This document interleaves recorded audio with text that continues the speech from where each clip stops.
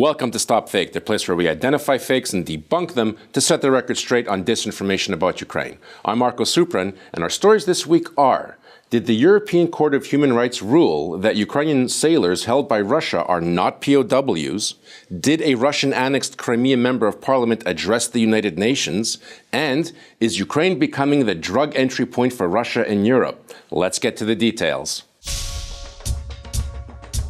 The European Court of Human Rights ignored Ukraine's request to recognize the 24 sailors seized by the FSB Russian security service in the Kerch Strait area on November 25 as prisoners of war.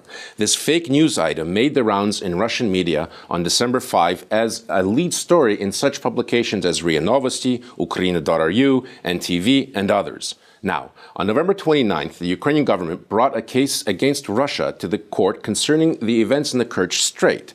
Ukraine requested that Russia provide urgent medical assistance to the wounded sailors, information about their health, and the place of their detention. Ukraine also requested that the sailors be treated as prisoners of war in accordance with the Geneva Convention and be repatriated without delay. The European Court of Human Rights ruled that Russia must answer all pertinent questions in the case by December 3rd. In particular, under what legal basis did it detain the Ukrainian sailors? Russia's Justice Ministry responded that it would eventually send its answer to the court. Russia, however, failed to honor the December 3rd deadline. On December the 4th, the court upheld its previous decision and urged Russia to abide by its earlier ruling. The decision taken by the European Court of Human Rights is an interim measure. The court has not ruled on anything. Certainly, it has not denied Ukraine's request that the captured Ukrainian sailors be treated as prisoners of war. The court is still waiting on Russia to submit the requested explanation before rendering a decision. Russian Duma deputy from annexed Crimea guarantees that human rights are observed on the peninsula. Such headlines hailed the alleged breakthrough success of a Russian official from occupied Crimea who was finally able to speak at an international forum. According to TASS, RIA Novosti, and Parliamentskaya Gazeta, Balbek told EU representatives present at the UN meeting how successful Russia's inter-ethnic policies were in Crimea. Now, Balbek's name does not appear on any official document pertaining to the UN Forum on Human Rights, Democracy, and the Rule of Law, nor in the official forum program. In a Facebook post, Balbek thanks the Swiss government for following the policy of neutrality and guaranteeing him the freedom to be present at the UN Forum. Now, the Swiss government may have allowed Balbek to enter Switzerland, but it cannot guarantee him anything regarding an international organization, such as the United Nations.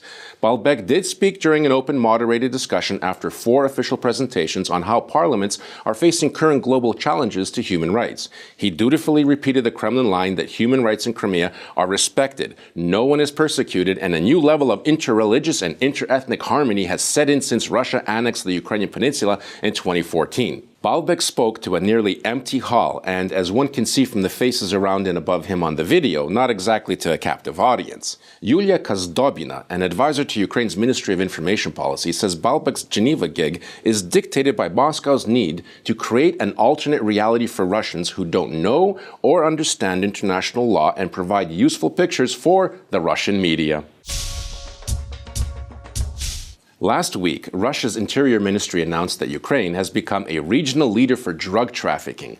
Kirill Smurov, the deputy director of Russia's Interior Ministry Main Directorate for Drug Control, announced that Ukraine is now one of the main entryways for the European drug trade, a fact that is being noted by the United Nations and the European Union.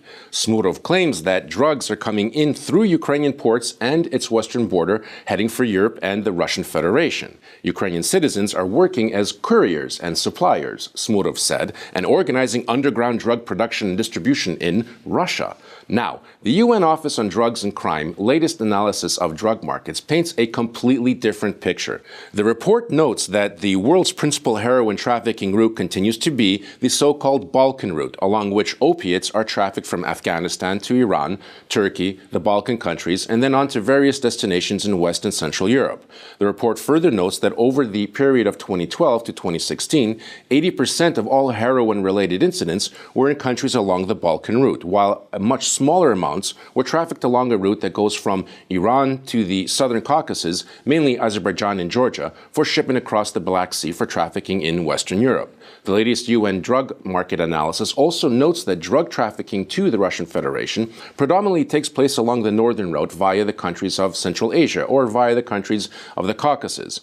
Ukraine does not feature anywhere in this trafficking route. This is not the first drug-related fake generated by the Russian propaganda mill. In 2017, StopFake debunked Russian claims that the EU had accused Ukraine of flooding Europe with heroin. That's it for this week. Our video digest only presents a small amount of the fakes we debunk every week. You can find much more dissected disinformation on the StopFake website. Look, be vigilant, look out for fakes, and if you spot any disinformation about Ukraine, remember to send it to us for a truth autopsy. I'm Marko Suprun, and this is StopFake. Thanks for watching.